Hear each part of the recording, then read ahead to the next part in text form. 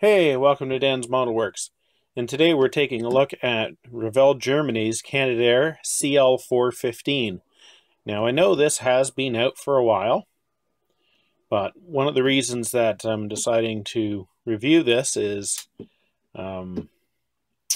this wasn't even a kit I was planning on getting. The way we ended up getting this kit was Natasha, one of my kids, said to me that she had a project to do. She was supposed to do something regarding Canadian history, and she wanted to build a kit of a Canadian-built plane to use in her project. So, unfortunately, there's not a huge number of planes available that represent Canadian-built aircraft. And the only one we could get quickly that she would have any chance of completing within the month that she has before her project is due was the Canadair CL-415. Now, actually, this is a subject that should work fairly well with what she has to do.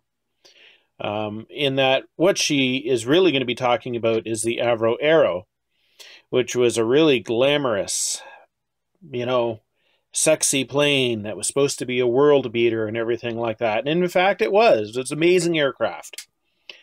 But nobody wanted to buy it. And she's supposed to compare what she's talking about to something else, and compare the differences. Well, you can't get much different from, a Mach 2 fighter aircraft than, something like a Waterbomber. But here we have something that was not designed for glamour. We have something that was very utilitarian, and it ended up being a world beater in its class. So, if you're not familiar with the Canadair water bombers, they originally started off with the Canadair 215, and it was powered by two Pratt & Whitney R2800 radial engines. And its first flight was in 1969. Yay! I was born that year. And 125 were built, and production continued until 1990. Now, one of the problems with building an aircraft that uses R2800s is they haven't been made for years. So you get kind of the point where if you need a replacement, they're pretty expensive because there's not too many of them left. Well, I know there's probably thousands left, but when you figure that you can only remanufacture them so many times. So in 1993, Canadair redesigned their water bomber to use Pratt & Whitney turboprops, the ones you see here. Now, they did convert some of the earlier ones to turboprop power, but they manufactured another 90 in this form up until 2015. And then they've basically sold the type certificate to another company. And whether they decide to continue producing more, I don't know. So that's how come we've got this. And actually, to tell you the truth, I'd been eyeing this and thinking, hey, I'd like to build that. So anyway, Natasha is going to try to get this built within about a month. Should be interesting. She thinks she can do it, and I certainly think she can do it. So let's take a look at this box. If you've seen one Revell Germany box, you've seen them all. It's an end-opening box, and the guts are actually sitting over on her workbench, so it's not rattling or anything like that. But as you can see, we've got a potted history in 4 languages on the sides. And we've got some paint callouts here. And then we've got some photos here of some of the details. We flip it around, and we've got more potted history here. Back side of the kit, other than advertising other Revell products, doesn't give us a whole lot of information.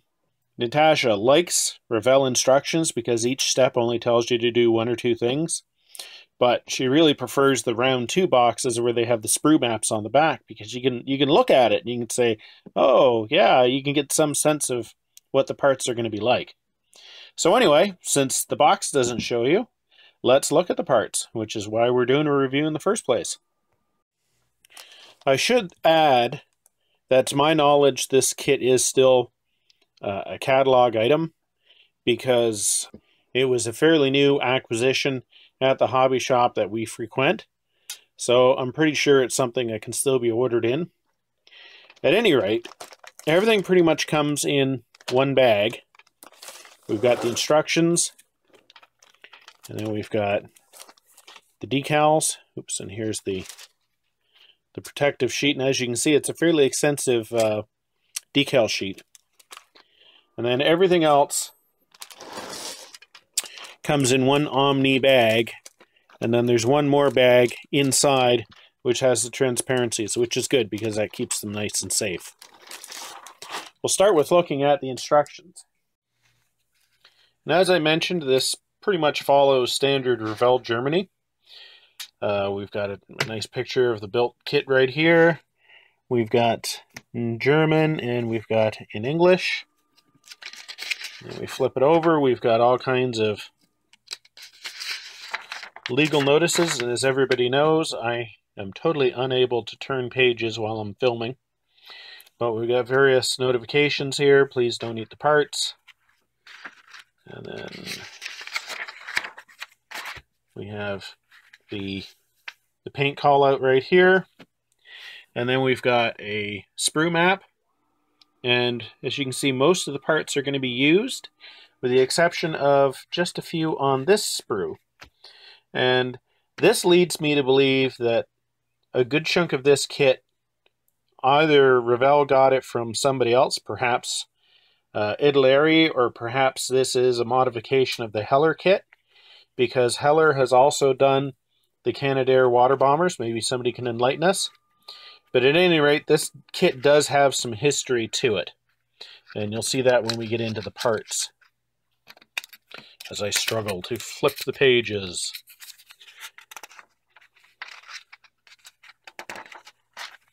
And surprise, surprise, we start with the cockpit.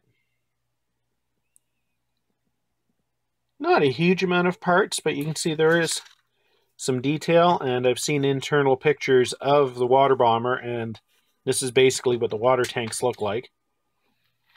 And as you can see, there's quite a bit of internal framing. And I've heard that the Waterbombers are very, very stoutly built.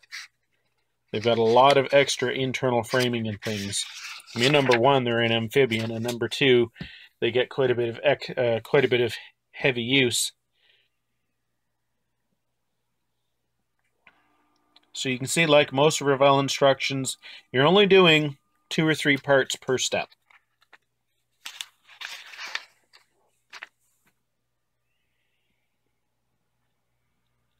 By the way, this kit, I believe, has 118 parts to it. And here is the decal instructions. There's a lot of decals on this.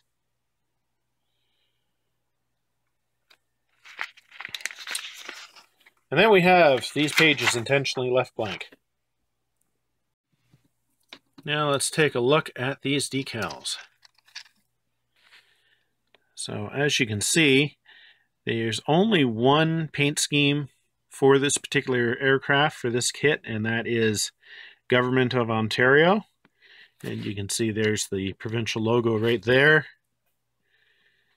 And it looks like there's not going to be a whole lot of masking of other colors. Probably just the top of the nose and the front of the wings. The Day-Glo portions on the front of the tail and on the wing, they look like they're in the form of decals. Very, very neatly printed. Don't foresee any difficulties. And as you can see, we've also got the instrument panels are decals, which is nice. As I mentioned previously, I was hoping that the ScaleMates website would give a little bit of history of this kit, because I just get the feeling that, well, I mean, when you see the parts, you'll see that there's some history. This kit has been around in other versions, but it would be nice to know if, was this once a Heller kit and Revell bought the tooling, or is possibly leased or rented the tooling and made some changes? Is this one of their partnership kits with Italeri, because Italeri has marketed the same the same aircraft? Is it the same kit? I'm not sure, but unfortunately, the ScaleMates website doesn't link any of the kits together, and it's not because of any fault of theirs, just nobody has basically stepped forward to supply the information. So we've got our transparencies here, and here's our cockpit. And as you can see, it's the sort of transparency where the roof and everything like that is molded into the transparency, and it will have to be masked. Although it doesn't look like it's going to be terribly difficult to do so. And if we flip it over, you can see that there's detail of the interior molded into that. And we have a couple of bubble windows there for spotting and things like that. But they are very clear, very nicely molded. And nope, no clues on this sprue as the original owner of the tooling. This is the sprue that when Natasha and I first opened the kit, raised our eyebrows. And as you can see, we have some round cowlings here. And we've got 4 sets of radials. Of course, you put them together to get an R2800 because it is a 2-row radial. So this kit still has some parts in it from when it was basically the CL-215 versus the CL-415. But on the other hand, so you get a couple extra radial engines you can use in another project. That's not a bad thing. So we can see here's the tanks, which at first don't seem to be very large, but when you consider how much water weighs, it's actually quite significant. If we turn this around here and get a close look, we can get the camera to focus, you can see in the bow, this is a rope that's all coiled up for tying up the float plane when it's resting in the water. And we've got, you can see the instrument panel has all the instruments molded into it, and there's quite a bit of detail in this area. Quite nice. Here's the wings. Now I'm assuming that this is the underside of the wing. If you don't like rivets, well, you might not be happy with this because they've basically molded all the rivets in. And that's an age-old debate whether or not you should be able to see the rivets in 1/72nd scale. Here is the center section. And to move on to the next sprue, here. Now, all of the sprues seem to have this little area that, I don't know if it wasn't molded or if they snapped it off or whatever, but it puts a little bit of stress on the parts. So this would be the upper wing surfaces, a bulkhead for the inside, and this is the underside of the nose. Let's get a better focus on that. You can see all the detail in the nose wheel bay.